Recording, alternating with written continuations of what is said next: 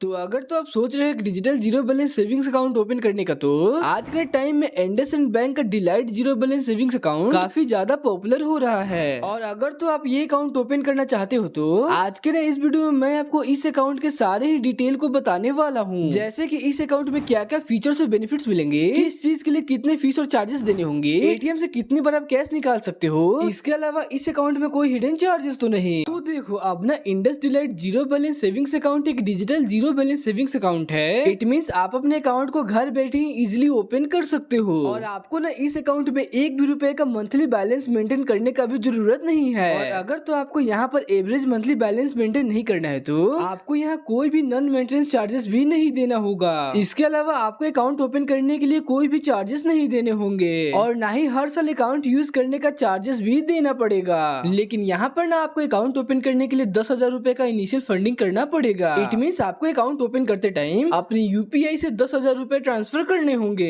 ये amount account open करते time चाहिए होगा। उसके बाद चाहो तो आप उस अमाउंट को यूज कर सकते हो और अपने अकाउंट में जीरो बैलेंस भी मेंटेन कर सकते हो। तो आइए अब ना हम बात कर लेते हैं, अगर तो आप ब्रांच जाकर कैश डिपॉजिट या कैश विड्रॉ करते हो तो आपको कितनी फ्री लिमिट्स मिलती हैं और फ्री लिमिट्स खत्म होने के बाद कितने चार्जेस लगते हैं। तो अगर तो आप ब्रांच में जाकर कैश विड्रॉल करते हो तो उस पर आपको एक भी रुपए का चार्ज नहीं देना होगा। लेकिन अगर तो आप ब्रांच में जाकर कैश डिपॉजिट कर रहे हो तो आपको ना यहाँ पे 2 लाख रुपए की लिमिट दी जाती है। इट मींस आप एक महीने में मैक्सिमम 2 लाख रुपए तक डिपॉजिट कर सकते हो। और अगर तो आपका डिपॉजिट का फ्री लिमिट खत्म हो जाता है तो आपको पर 1000 पे 4 रुपए के हिसाब से चार्जेस देने होंगे और ये चार्ज मिनिमम 100 रुपया हो सकता है। इट मींस अगर तो आप 2 लाख रुपए से 5 रुपए भी ज्यादा डिपॉजिट करोगे तो उस पर आपको 100 रुपए का चार्ज देना होगा। तो चलिए अब ना हम बात कर लेते हैं डेबिट कार्ड और उसके चार्जेस के बारे में। तो सबसे पहले आपको यहाँ पर टाइटेनियम डिलाइट डेबिट कार्ड देखने को मिलता है और इसी के साथ आपको यहाँ पे वर्चुअल डेबिट कार्ड भी देखने को मिलता है, जिसके इश्यूएंस के लिए आपको कोई भी चार्जेस नहीं देने पड़ते।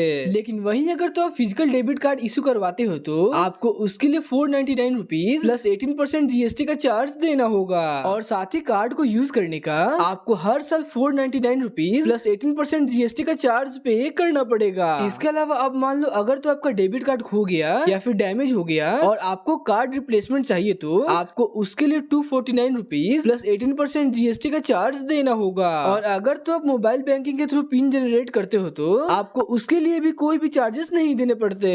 इसके अलावा अगर तो आप डेबिट कार्ड का यूज करके एटीएम से कैश विड्रॉ कर रहे हो तो आपने यहाँ पर डे 50,000 रुपए तक विड्रॉ कर सकते हो। और अब पीओएस ट्रांजेक्शन लिमिट की बात करें तो आपको यहाँ पर डे 1 लाख रुपए तक की लिमिट दी जाती है। और इसके बाद अब हम फॉरेक्स मार्केट फी की बात करें तो आपको यहाँ 3.5% प्लस जीएसटी का चार्ज देना होता है। इट मींस अगर आप इस कार्ड को इंडिया के बाहर या फॉरेन वेबसाइट पर यूज करते हो तो बैंक ना आपको 3.5% का फॉरेक्स मार्केट फी और जीएसटी चार्ज करता है। तो अब ये तो सारी बातें हो गई डेबिट कार्ड और उसके चार्जेस के बारे में। तो चलिए अब आगे बढ़ते हैं और अब ना हम बात कर लेते हैं, अगर तो आप फिजिकल डेबिट कार्ड लेते हो तो आपको उसके साथ क्या बेनिफिट्स मिलता है। तो सबसे पहले अगर तो आप डेबिट कार्ड का यूज करके अमेज़न ऐप पे शॉपिंग करते हो तो आपको ना यहाँ पे 5% का कैशबैक मिलता है और आपको जोमेटो और बिग बास्केट पर अप टू 10% का कैशबैक मिल जाता है। इसके अलावा अगर तो आप डेबिट कार्ड से फ्यूल लेते हो, डाइनिंग करते हो या फिर ओटीटी सब्सक्रिप्शन लेते हो तो उस पर आपको 5% का कैशबैक देखने को मिलता है। इसके अलावा अगर तो आप बुक माई शो से टिकट बुक करते हो तो आपको हर 3 महीने में एक बार buy one get one free offer मिलता है। इसके अलावा आपको इस डेबिट कार्ड के साथ 1.5 लाख का कम्प्लीमेंट्री इंश्योरेंस कवर भी देखने को मिलता है। तो आइए अब ना हम बात कर लेते हैं एटीएम चार्जेस और विड्रॉल लिमिट्स के बारे में। तो अगर तो आप इंडसइंड बैंक का एटीएम यूज करके फाइनेंशियल ट्रांजैक्शन यानी कैश विड्रॉल और नॉन फाइनेंशियल ट्रांजैक्शन जैसे कि बैलेंस इंक्वायरी, मिनी स्टेटमेंट और पिन जनरेट करते हो तो उसके लिए आपको कोई भी चार्जेस नहीं देने पड़ते।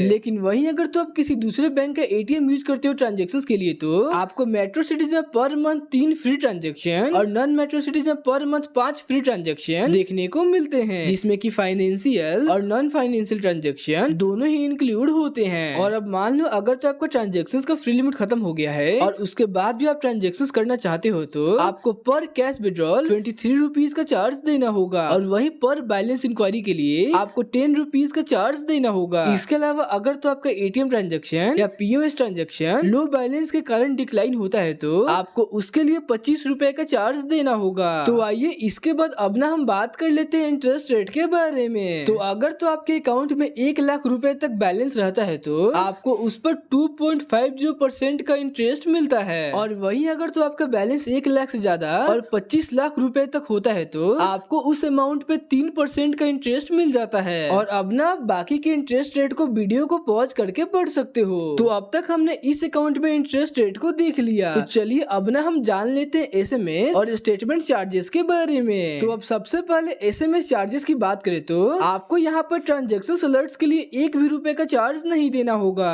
इट मीन्स आपके अकाउंट से आपने कितने पैसे भेजे या रिसीव किए इस पर कोई चार्जेस नहीं लगेगा। लेकिन वहीं अगर तो आपके मैसेज में बैलेंस दिखे तो उस केस में आपको हर 3 महीने में 30 रुपए का चार्ज देना होगा। और इसके बाद हम ना बात कर लेते हैं स्टेटमेंट चार्जेस के बारे में। तो अगर तो आप बैंक से मंथली या फिर क्वार्टरली ई स्टेटमेंट्स लेते हो तो उसके लिए आपको कोई भी चार्जेस नहीं देने पड़ते। और वहीं अगर तो आप बैंक से मंथली या फिर क्वार्टरली फिजिकल स्टेटमेंट लेते हो तो उसके लिए भी चार्जेस नहीं देने पड़ते। लेकिन वहीं अगर तो आप 3 महीने से ज्यादा का फिजिकल स्टेटमेंट लेते हो तो आपको उसके लिए 100 रुपीज का चार्ज देना पड़ता है। तो आइए अब ना हम पासबुक और चेकबुक चार्जेस को देख लेते हैं। यहाँ पे ना पासबुक आपको बिल्कुल फ्री में मिल जाता है और अगर तो आप डुप्लीकेट पासबुक इश्यू करवाना चाहते हो तो उसके लिए भी कोई चार्जेस नहीं देने पड़ते। और अब चेकबुक की बात करें तो आपको हर 3 महीने में 2 चेकबुक बिल्कुल फ्री में मिलता है जिसमें कि 30 लीव्स होते हैं। बाकी अगर तो आपको एक्स्ट्रा चेक लीव चाहिए तो आपको पर लीव 3.5 रुपीज का चार्ज देना होगा। और इसके बाद अब ना हम बात कर लेते हैं यूपीआई लिमिट और फंड ट्रांसफर के बारे में। आप यूपीआई ऐप के थ्रू पर डे 1 लाख रुपए तक ट्रांसफर कर सकते हो। इसके अलावा अगर तो आप नेट बैंकिंग या मोबाइल बैंकिंग से एनईएफटी, आरटीजीएस या फिर आईएमपीएस करते हो तो आपको ना उसके लिए चार्जेस नहीं देने पड़ते।